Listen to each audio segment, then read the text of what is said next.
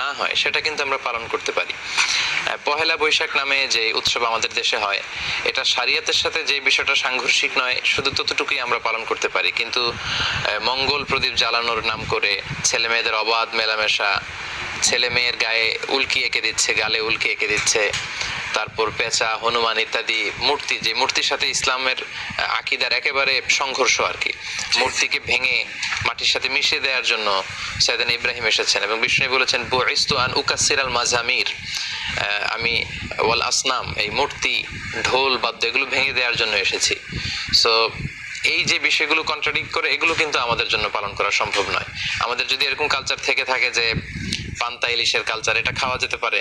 হাল খাতার যে উৎসব আমরা করি, এটা করা যেতে পারে। একে অন্যের বাড়িতে বেড়াতে যাওয়া, আমাদের আবহমান কাল ধরে আমাদের সংস্কৃতির সাথে যেটা মিলেমিশে একাকার হয়ে আছে, এগুলো আমরা পালন করতে পারি। কিন্তু আমাদের আকীদার সাথে সাংঘর্ষিক এরকম কোনো বিষয়ে আমরা জড়াতে